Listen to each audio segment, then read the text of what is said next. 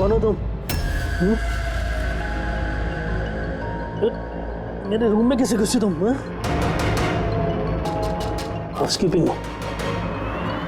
अभी मैनेजर को फोन करके तुम काम से निकलवाता हूँ। सॉरी रतन सर, एक्चुअली आपके रूम का फायर अलार्म गलती से बज गया था। मैं चेक करने आया था कि कोई खतरा तो नहीं है। मैंने दरवाज़ा नॉक किया था पर शायद आप सो रहे तो इसलिए खोला नहीं, इसलिए मुझे मास्टर की यूज़ करके अंदर आना पड़ा। Are you fine? फाइन, गो।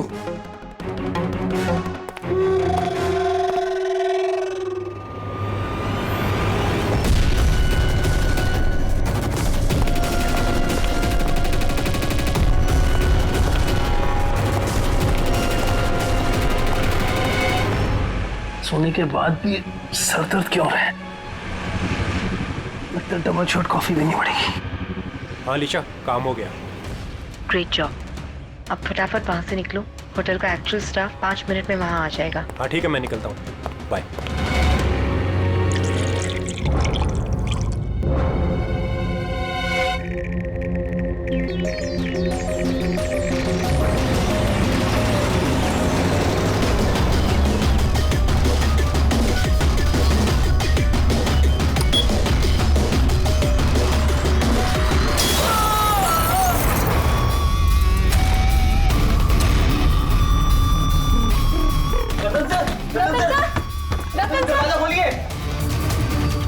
एक काम कर, मास्टर की से दरवाजा खोलते हैं।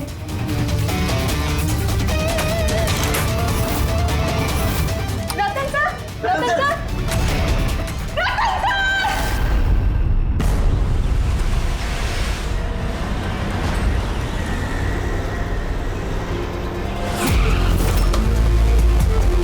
जिनका खून हुआ है उनका नाम क्या है? सर रतन जी, वो हमारे रेगुलर कस्टमर थे और वो बहुत ही बड़े फिजिसिस्ट भी थे सर। फिजिसिस्ट? जी सर। मतलब फिजिक्स में एक्सपर्ट है ये? जी सर। कितने बजे हुआ ये सब? सर यही तकरीबन सुबह 6:30 बजे। हटिए, चलिए हटिए, प्लीज हटिए।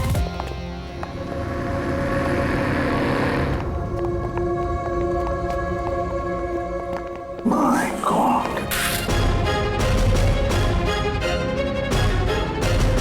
माय गॉड, इसके छाती में तो इतने सारे डांस घुसे हैं।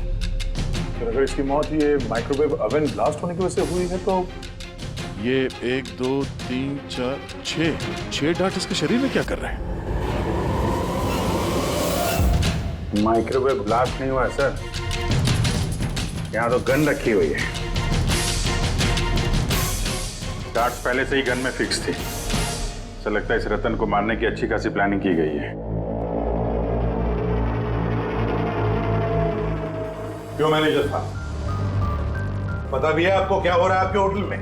आपके होटल के गेस्ट को किसी ने मारने की प्लानिंग की, माइक्रोवेव में ये डार्ट लगाकर। सर मैं खुद सरप्राइज हूँ कि ये सब क्या हो रहा है। यहाँ तुम्हारे होटल के रूम में एक मर्डर हुआ है, इसकी जवाबदारी आपके होटल की है और आपकी। पर सर आप बताइए, हम अपने कस्टमर को क्यों मारेंगे? जोया, जोया तुम बताओ ना सर को। सर के चेक इन करने के पहले तुमने कमरा ठीक से देखा था ना? जी सर। सर पूछिए ना सर कल रात 11 बजे सर चेक इन किए थे होटल में। 10:30 बजे मैंने खुद चेक की थी कि सामान सब कुछ ठीक है कि नहीं, और माइक्रोवेव में उस वक्त कुछ डार्ट्स वगैरह नहीं थे।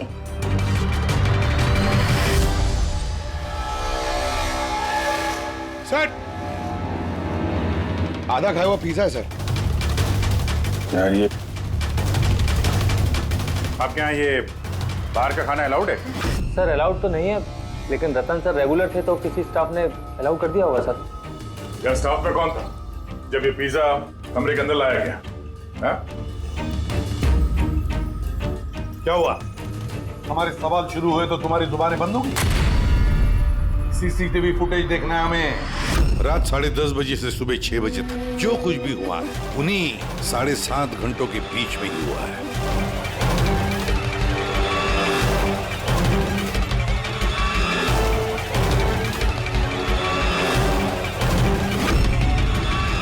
जोया 10:30 बजे रतन जी के कमरे में गई और 11:15 बजे बाहर आई 15 मिनट में।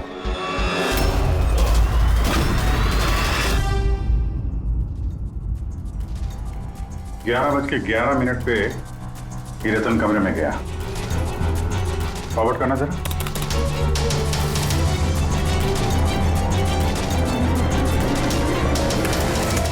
11:30 बजे हैं और ये रहा रतन का पहला विजिटर।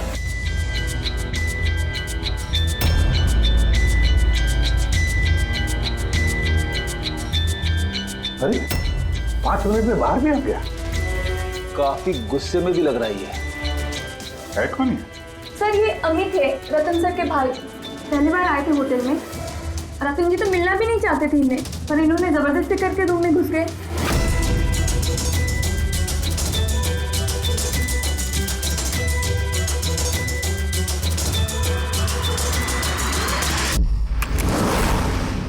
अच्छा, वो पिज्जा कमरे के अंदर ऐसे गया सर।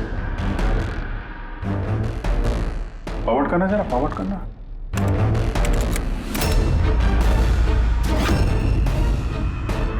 ये निकली स्टॉप 2 बजे। ओह, 12:30 बजे ये अंदर जाती है पिज्जा लेके और 2 बजे बाहर आती है। कौन है ये औरत? हैं? सर इनका नाम शमिता है। ये रतन जी की बहुत खास दोस्त है। लगभग हर वीकेंड में आते हैं उन्हें मिलने के लिए।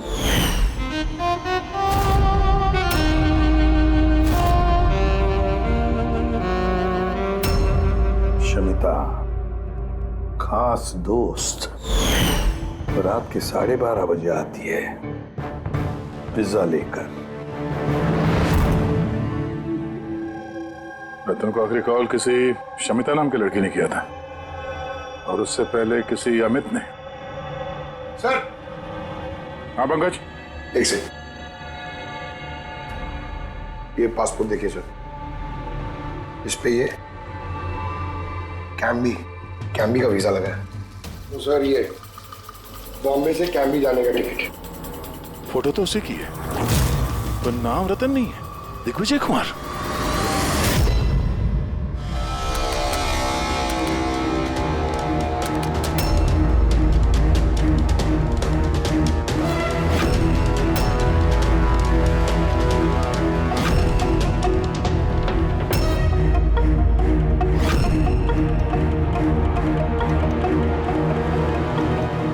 सुबह के 6 बजे होटल का स्टाफ मेंबर रतन के कमरे में जाता है और 6:30 बजे बाहर आता है, मतलब ठीक रतन की मौत से पहले।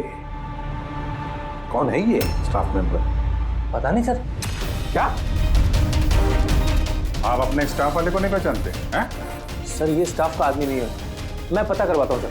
वो ये जाकर देखो ये आदमी कौन है, कोई नया स्टाफ आया है क्या? सर एक बात समझ में नहीं आ रही। ये रतन एक फिजिसिस्ट था, देश के स्पेशलाइज्ड स्पेस प्रोग्राम पे काम कर रहा था। नकली पासपोर्ट बनाने की क्या जरूरत? वही तो, कोई किसी फिजिसिस्ट को मारने के लिए इतनी लंबी प्लानिंग क्यों करेगा? पूर्वी, ये लैपटॉप चेक करो सर रतन का। सर हाँ, मैंने सारा रिकॉर्ड चेक कर लिया। ये बंदा होटल के किसी भी डिपार्टमेंट में काम नहीं करता है, इवन वो स्टाफ का भी नहीं था सर। सर मुझे लगता है वो बाहर का ही था। ये लो, कोई बाहर का अनजान आदमी आपके यहाँ आता है, होटल का स्टाफ बन के घूम रहा है, ये आपकी सिक्योरिटी है? हैं?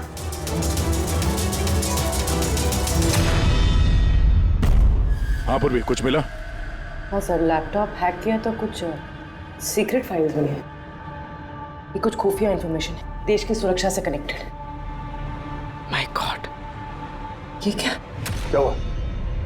सर ये खुफिया इंफॉर्मेशन रतन किसी को बेचना चाह रहा था।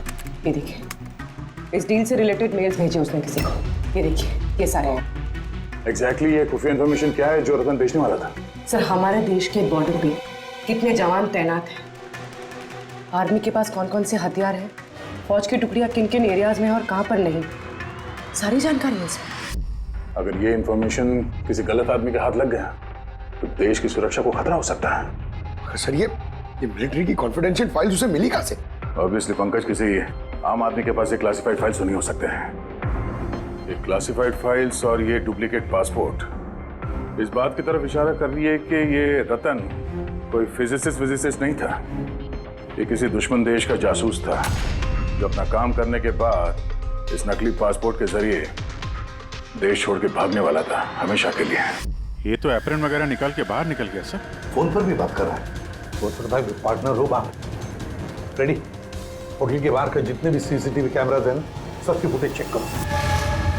सर जब तक इस अनजान स्टाफर का पता चलता है ये शमिता और रतन का भाई अमित, इनसे पूछताछ करते हैं। सर ये रतन शायद फिजिसिस्ट नहीं था, दुश्मन देश का जासूस था सर।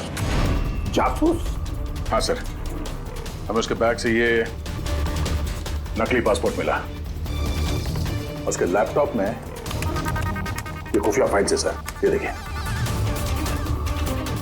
माय गॉड, तो फिर हमें जल्दी से जल्दी रतन के घर वालों से मिलना चाहिए और इस शमिता से भी पता तो चले कि ये रतन फिजिसिस्ट था भी या कोई जासूस।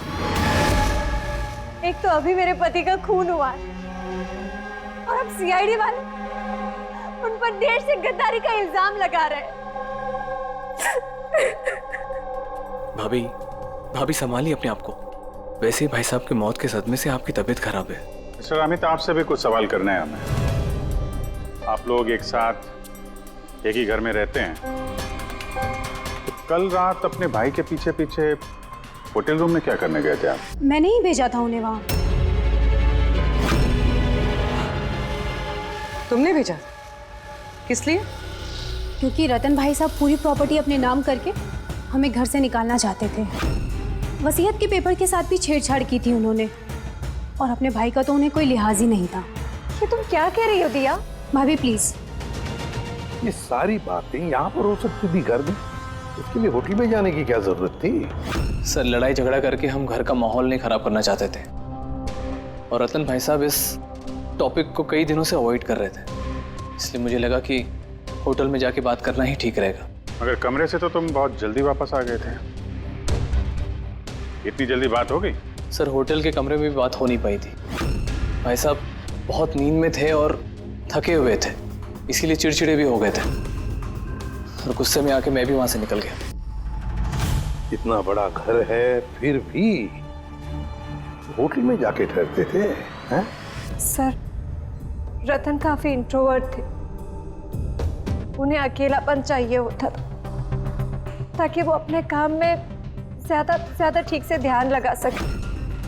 घर में भी होते तो अक्सर वो अपने कमरे में ही होते थे।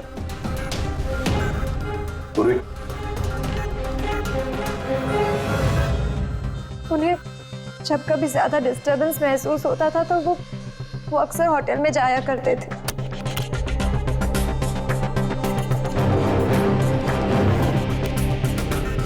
ये शमिता कौन है?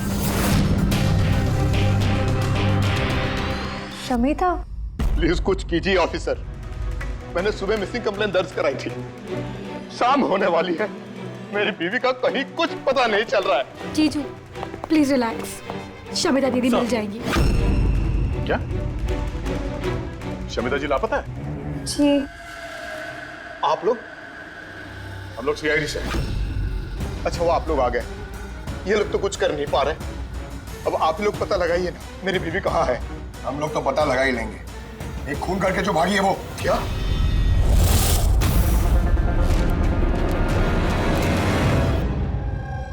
कहने के लिए तो रतन मेरे पति थे, लेकिन मैं उनके बारे में कुछ नहीं जानती थी। वो मुझसे कुछ भी शेयर नहीं करते थे। उनकी जिंदगी के हर पन्ने मेरे लिए राज से कम नहीं था। ये शमिता कौन है मैं कुछ नहीं जानती, मैंने ये नाम भी नहीं सुना। यहाँ तक कि वो क्या करते हैं, क्या काम करते हैं, मुझे कुछ नहीं पता। ये उस होटल कॉरिडोर की फुटेज। कल घर से कहाँ जाने के लिए निकली थी शमिता? अब घर से तो ऑफिस के लिए ही निकली थी, मगर ऑफिस से निकलने के बाद कहाँ गई कुछ पता नहीं चल रहा है। अच्छा, कल डिनर में क्या खाया था रतन ने? प्लेन चीज पिज्जा।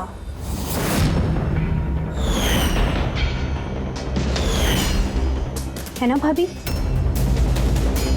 हाँ।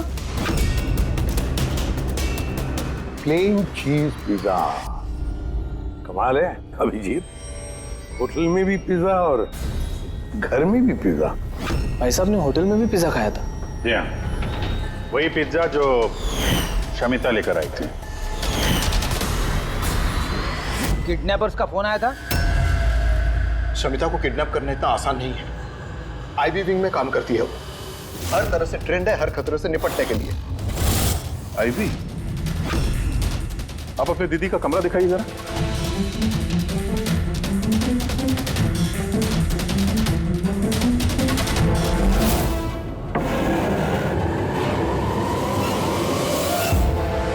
सर, ये है दीदी का कमरा।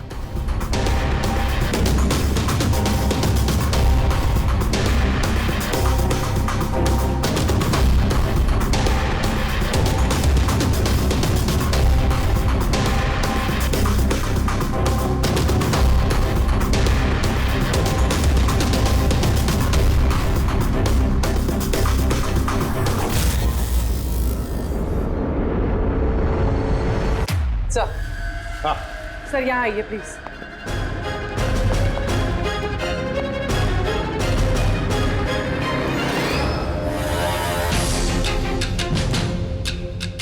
ये लो, कमरे के अंदर कमरा। सर इधर आइए। ये कंप्यूटर हैक हुआ है सर।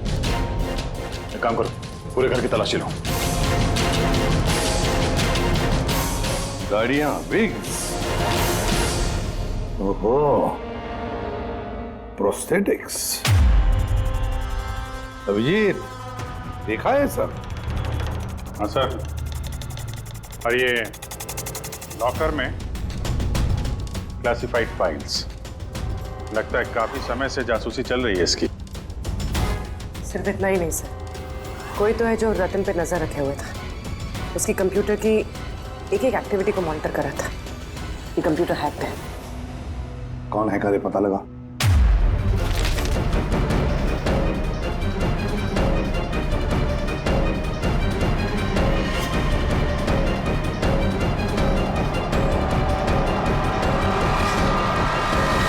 अब क्या कहना है आप लोगों को इसके बारे में? एक ही छत के नीचे रहते थे आप लोग रतन के साथ, और इस बारे में आप लोगों को भनक भी नहीं है? सर भनक कैसी लगती सर? रतन भाई साहब तो अपने कमरे में किसी को घुसने भी नहीं देते थे। और यहाँ तक कि सर काम वाली को भी नहीं, सफाई वगैरह भी वो खुद ही किया करते थे। फिर जस्मीन जी, आपका क्या कहना है? हैं?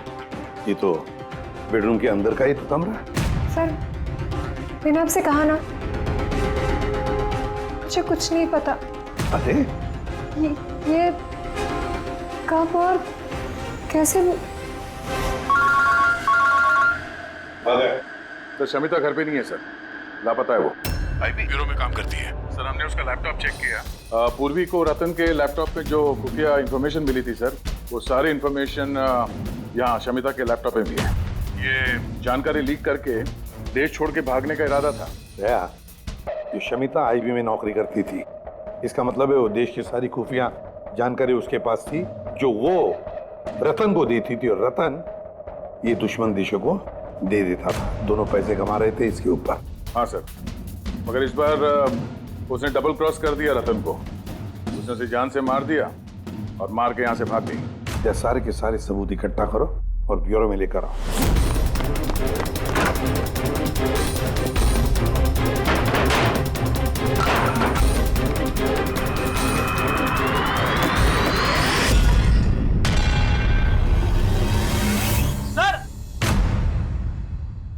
सर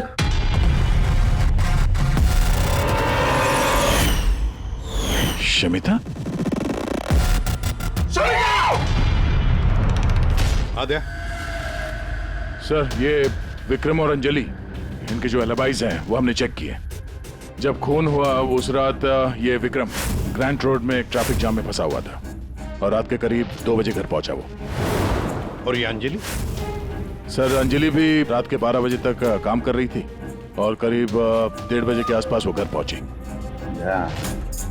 सब देखकर ऐसे लगता है कि ये कोई मामूली मर्डर केस नहीं है, देश की सुरक्षा से जुड़ा हुआ है। सर, सर ये देखिए सर, ठीक ब्लास्ट से पहले सुबह 6:30 बजे के आसपास इस लाल गाड़ी में एक औरत होटल से बाहर गई। सर वो जो नकली होटल स्टाफ वाला था ना सर, वो भी उसी वक्त निकला था, लेकिन दूसरे गेट से। ये देखिए।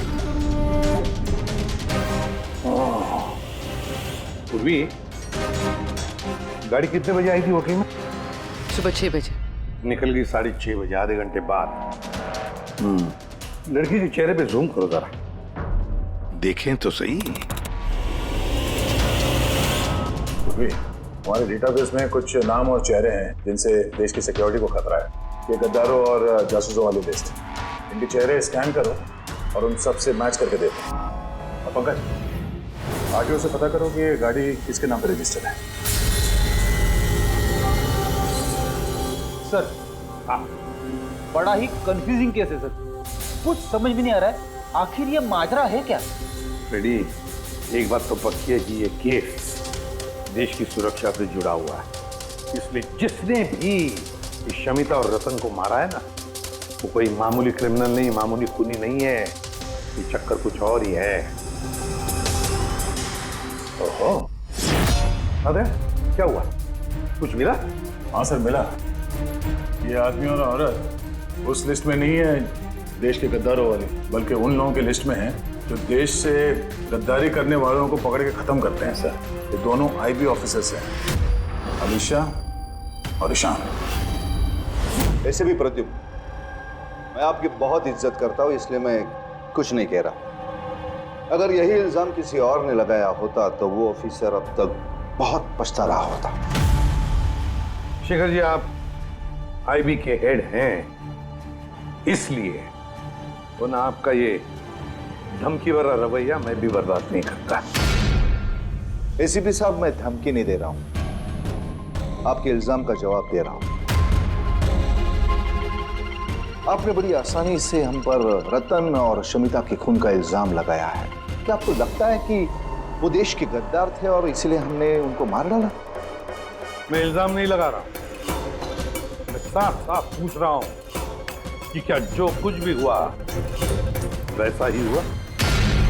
देखिए सर, हम लोगों को पता है कि आप लोग जानते थे कि ये दोनों देश के सुरक्षा से संबंधित कुछ खास जानकारी दुश्मनों को बेचने वाले थे। और हमें यह भी पता है शेखर जी कि जिस वक्त रतन का खून होने वाला था, उस वक्त ईशान और आलिशा वहां उस होटल में मौजूद थे। रतन का खून होने से कुछ मिनटों पहले ही ईशान रतन के कमरे में गया था। शमिता रतन के कमरे में पिज्जा लेकर गई थी, एक ऐसा पिज्जा शायद जिसमें बेहोशी की दवाई थी। हा? तो आप लोगों ने शायद उससे कुछ ऐसा कहा होगा कि हमारे लिए काम कर दो और रतन को मार दो, तो आप लोग उसे छोड़ दोगे। क्यों? मगर वो अलग बात है कि उससे पहले शमिता मारी गई खुद अपने ही घर में। ये सच है कि हमें शमिता और रतन के गैर कानूनी कामों के बारे में पता चल गया था और इसीलिए सिर्फ और सिर्फ हम लोग उन पर नजर रख रहे थे। कुछ ऐसी कहानी सुनाइए शेखर जी जिस पर यकीन किया जाए। सर प्लीज, आप शेखर सर से इस तरह बात नहीं कर सकते। और तुम भी एसीपी साहब से इस तरह से बात नहीं कर सकते। Relax boys. अलीशा, तुम ही बताओ, तुम दोनों उस दिन होटल पे क्यों गए थे? सर, रतन के लैपटॉप से उन फाइल्स की कॉपी बनाने जो उसने दुश्मन देश को ईमेल कर दिया था, ताकि हमें ये पता चल सके कि हमारी कौन कौन सी खुफिया इंफॉर्मेशन उन तक पहुंच चुकी है। तो अब तसल्ली हो गई आपकी? हमारा मकसद सिर्फ नजर रखना था, मारना नहीं था। हाँ, लेकिन अगर जरूरत पड़े और हमारे पास ऑर्डर्स हो तो ऐसे देश के गद्दारों को मारने के लिए हमें आपके परमिशन की जरूरत नहीं है। सर फिलहाल तो टेंशन वाली बात यह है कि जिस किसी ने उन दोनों को मारा है तो उसके हाथ देश की खुफिया जानकारी लग गई होगी। वो ये जानकारी जिसे मर्जी दे सकता है, दुश्मनों को, आतंकवादियों को या किसी और को भी। हाँ, अगर हमें वो इंसान मिल गया जिसने उन दोनों को मारा है और जिसके पास देश की खुफिया जानकारी है, तो हम उसे मारने में भी हिचकिचाएंगे नहीं। और हमें पूरा यकीन है कि आईबी के पहुंचने से पहले सीआईडी उस तक पहुंच जाएगी। एसीपी प्रद्युम्न, अपने ऑफिसर को समझाइए ये वक्त एक दूसरे को चुनौती देने का नहीं है, बल्कि मिलकर साथ काम करने का है। शेखर जी, देश की चिंता जितनी आप लोगों को है ना, उतनी चिंता हम सीआईडी वालों को भी है। लेकिन एक बात अच्छी तरह से याद रखना, जब तक ये मर्डर सुलझा नहीं जाता तब तक आप उस गद्दार तक पहुंच नहीं सकते। शमिता ने वो खास जानकारी लीक करके रतन को दी और रतन वो इंफॉर्मेशन किसी को बेचने वाला था। मगर इससे पहले कि रतन अपनी गद्दारी का काम पूरा कर ले, किसी ने शमिता को रतन के खून के प्लान में हिस्सा बना लिया। और अब अगर वो ईशान नहीं है तो जो कोई भी है सर, उसे जल्द से जल्द ढूंढना होगा। ये उसी ने शमिता को भी मारा है। हाँ, बोलता हूं क्या क्या सारुण के, अब क्या नया चक्कर है तेरा? क्यों? जब हम लोगों ने अपनी आंखों से उस सीसीटीवी फुटेज में देखा है कि रात के 12:30 बजे शमिता वहां होटल के कॉरिडोर में थी, तो तू कह रहा है कि वो शमिता नहीं थी। कौन हो सकता है? रतन की मौत कैसे हुई? रतन की मौत हुई जहर की वजह से। वो डार्ट जो हमें रतन की बॉडी में से मिला है, उस पर इतना जबरदस्त जहर लगा हुआ था कि सेकंड्स में ही रतन की मौत हो गई। और सर पॉइंट नंबर 2, इस माइक्रोवेव में डार्ट फिक्स करने के लिए खूनी को पूरा टाइम मिला होगा, क्योंकि ये नशीला पिज्जा खाने की वजह से वो बेहोशी की हालत में पड़ा होगा। तो बस जो नशीली दवाई हमें पिज्जा में मिली है, उसी नशीली दवाई के ट्रेसेस हमें रतन के पेट में से। हाँ, अभी पूरे इंग्रेडिएंट्स को अच्छी तरह से चेक नहीं कर पाया हूँ, लेकिन यार सामने मैंने सब कुछ मान लिया, बस सब कुछ मान लिया, लेकिन पहले ये बता, इन सारी चीजों का शमिता के वहां होटल में ना होने से क्या कनेक्शन? बता रहा हूँ, वही बता रहा हूँ बॉस। शमिता डायबिटीज की पेशेंट थी, शक्कर की बीमारी। शमिता की मौत हुई है किसी मिलावट वाले इंसुलिन के इंजेक्शन की वजह से। और सबसे इंपॉर्टेंट बात, शमिता का मौत का टाइम है रात को 10 से 12 के बीच का। क्या? एग्जैक्टली। तो 12 बजे तक अगर वो मर चुकी थी, फिर 12:30 बजे वो हमें होटल में कैसे दिख सकती है? तो अगर शमिता ने रतन को नहीं मारा और अमित, ईशान और अलीशा ने भी नहीं मारा, तो फिर रतन को मारा किसने? और फिर वो फुटेज में जो औरत हमने देखी थी, अगर वो शमिता नहीं थी तो फिर कौन थी? शमिता। एसीपी साहब, आप शायद नहीं जानते कि मैं कितनी बड़ी टेंशन में हूं। अगर वो खूनी नहीं पकड़ा गया जिसने रतन और शमिता को मारा है, तो देश कितनी बड़ी मुसीबत में फंस सकता है, ये आप नहीं जानते। मैं अच्छी तरह से जानता हूँ शेखर जी, बहुत अच्छी तरह से जानता हूँ, लेकिन एक बात अच्छी तरह से याद रखिए, हम देश पर कोई भी आंच आने नहीं देंगे। उससे पहले ही हम खूनी को पकड़ लेंगे। सर, वो खूनी की आइडेंटिटी हमें वो ईमेल से मिल सकती है सर, जो रतन और शमिता ने एक दूसरे को भेजा है। आपको कैसे? मुझे तो ये भी लगता है कि जरूर कोई आसपास वाला ही है जिसे शमिता और रतन, इन दोनों की छोटी सी छोटी आदतों के बारे में पूरी जानकारी थी। हाँ सर, जैसे कि सुबह उठते ही रतन का माइक्रोवेव में कॉफी बनाना और शमिता को इंसुलिन के इंजेक्शन पहुंचा देना, वो तो कोई पास वाला ही आदमी कर सकता है। और खूनी को ये भी पता था कि ये अंजलि और विक्रम रात 1 बजे से पहले घर आने वाले नहीं है। आखिर खूनी कौन हो सकता है सर? सर, एक बात समझ में नहीं आ रही सर। ये रतन और शमिता एक दूसरे को 2 सालों से जानते हैं, मगर गद्दारी करने का इन्होंने ये 3 हफ्ते पहले ही सोचा, ऐसे अचानक? हाँ सर, बात थोड़ी अजीब तो है। इन 3 हफ्तों के पहले इनका कोई रिकॉर्ड तो नहीं रहा खुफिया खबर के एक्सचेंज को लेकर। इस सबका इस तीसरे गद्दार से क्या लेना देना? We are running out of time. हाँ सर, हमने सारे सुरागों के ताले खोल दिए, लेकिन हमें वो दरवाजा नहीं मिल रहा जो हमें तीसरे जासूस तक ले जा सके। तीसरा दरवाजा है, ये तीसरा दरवाजा हमें उस जासूस तक ले जाएगा। कौन सा? उस दरवाजे का नाम है पिज्जा।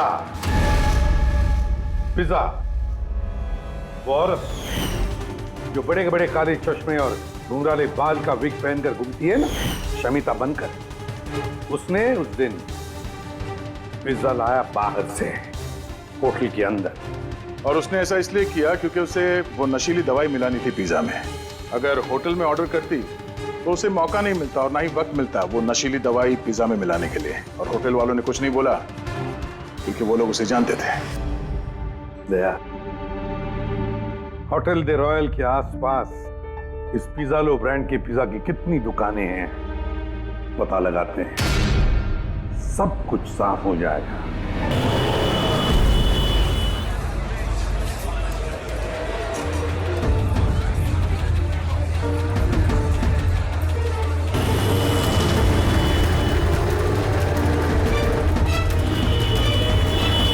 हाँ सर, कल रात 12:15 बजे कोई तो आया था पिज्जा लेने, लेकिन वो कोई लड़की नहीं बल्कि एक लड़का था। इन दोनों में से कोई था? हाँ सर, यही था वो। विक्रम?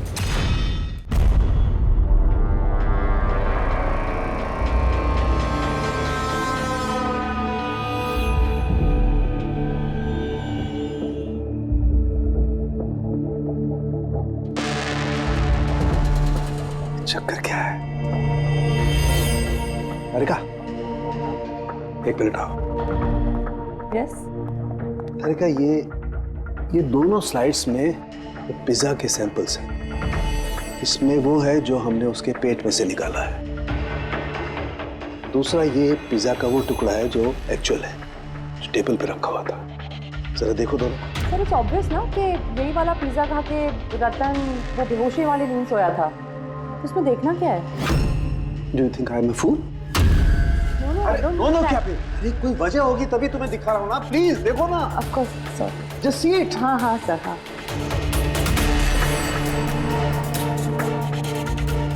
वेट अ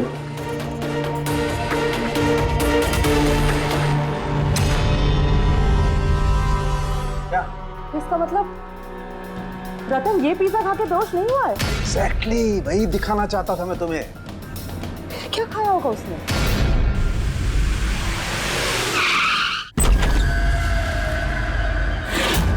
विक्रम,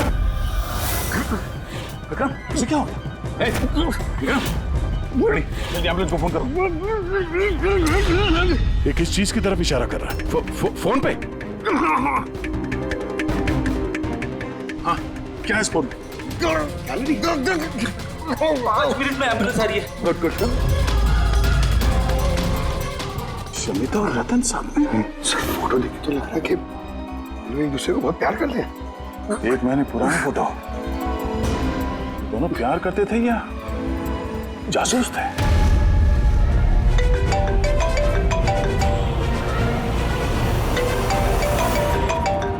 हाँ डॉक्टर साहब। अरे यार, इस केस में तो नया ही पेज फंस गया। अब क्या हुआ? याद है वो पिज्जा जो रतन ने खाया था होटल में, जिसकी वजह से वो गहरी नींद सो गया? हाँ हाँ, वही पिज्जा जो वो नकली शमिता होटल के रूम में लेकर गई थी। यार यही कच्चा खा गए। दरअसल रतन उस पिज्जा को खाने की वजह से बेहोश हुआ ही नहीं। रतन बेहोश हुआ है किसी और चीज को खाने की वजह से, जो शायद उसने होटल में आने से पहले ही खा ली। होटल में आने से पहले? अभिजीत ने बताया था कि होटल आने से पहले रतन ने पिज्जा ही खाया था। अच्छा, कल डिनर में क्या खाया था रतन ने? प्लेन चीज पिज्जा, है ना भाभी? हाँ।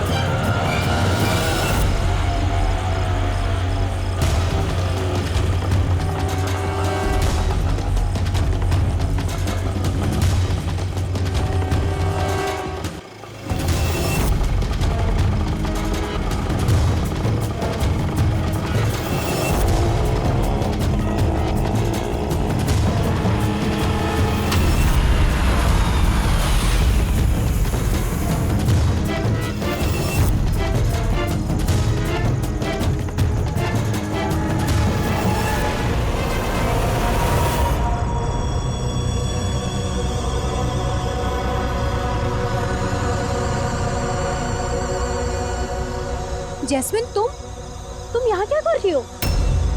इन लोगों ने मुझे कुछ इन्फॉर्मेशन लाने के लिए कहा। मुझे कुछ पता ही नहीं उस इन्फॉर्मेशन के बारे में। इन्होंने कहा कि अगर मैं नहीं आई तो ये लोग मुझे जान से मार देंगी, इसलिए मैं यहाँ आई हूँ। वो कौन तुम लोग? हम तीनों को यहाँ धोखे से बुलाने का मतलब? देश के साथ धोखा ना हो, इसलिए हमें कभी कभी मुजरिमों के साथ धोखा करना पड़ता है। IB wing. आप लोग वही है ना जिन्होंने रतन भैया को मारा था?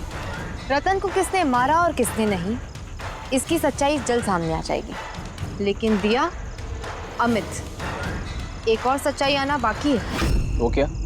वो ये कि तुम दोनों को ये पता होना चाहिए कि तुम एक देश के गद्दार के साथ रह रहे हो, है ना जैस्मिन?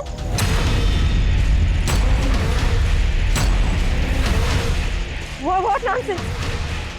तुम लोग मुझे देश का गद्दार कह रहे हैं? रतन को बेहोशी वाला खाना तुमने खिलाया था ना, जिसकी वजह से उसकी बाद में मौत हो गई। अब तुम्हारी भलाई इसी में है कि तुम जल्दी से अपना जुर्म कबूल कर लो। क्या कह रहे हो तुम लोग? मैंने ऐसा कुछ नहीं किया है। कौन सी बेहोशी वाली दवाई? मैं अपने पति को क्यों मारूंगी? हाँ, क्यों उसे बेहोशी वाली दवाई दूंगी? हमें तुम चुप क्यों? हाँ, तुम उस दिन मेरे साथ थे ना, जब मैंने रतन को खाना दिया था। तो फिर तुम कुछ क्यों नहीं बोल रहे? चुप क्यों? कुछ तो बोलो ना। सारी कोशिशें बेकार है जस्मीन। अपने देवर भैया के मुंह से सच उगलवाने की कोशिश मत करना, क्योंकि ये अपना मुंह खोलेगा ही नहीं। ये सारा किया धरा इसी का है। विक्रम को जानते हो? कौन विक्रम?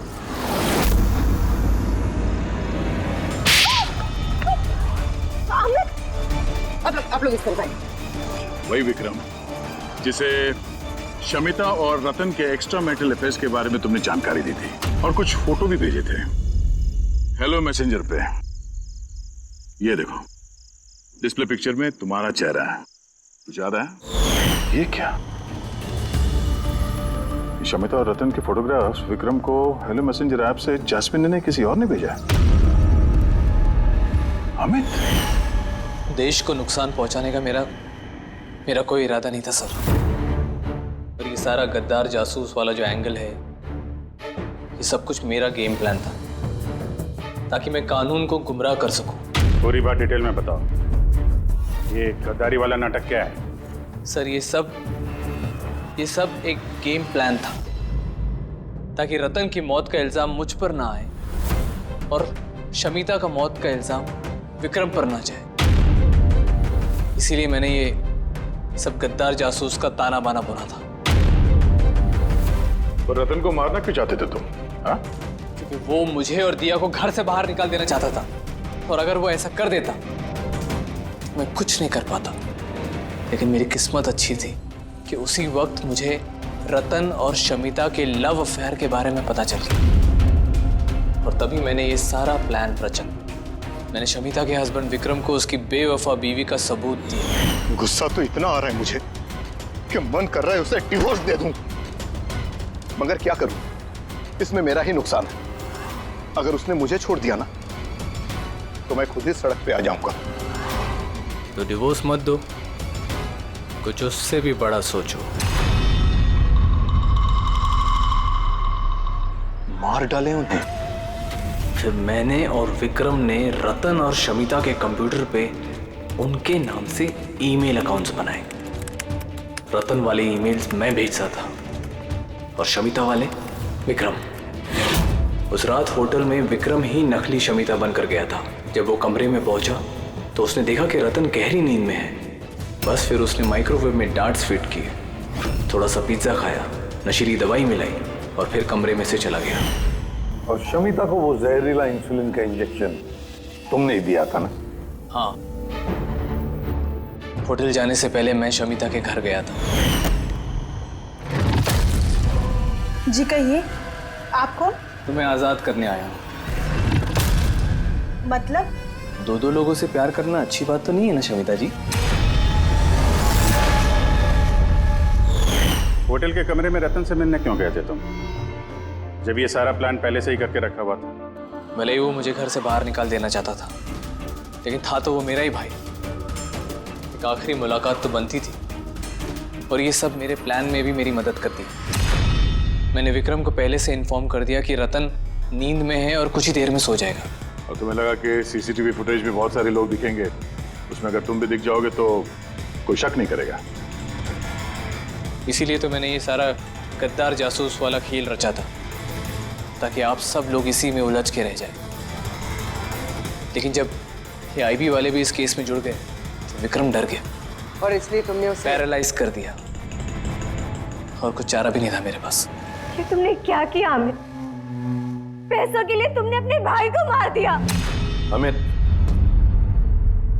जायदाद और पैसों की लालच में तुमने अपने सगे भाई का खून कर दिया, और तो और कानून के साथ और देश की सुरक्षा के साथ भी खिलवाड़ किया। बहुत संगीन जुर्म किए तुमने।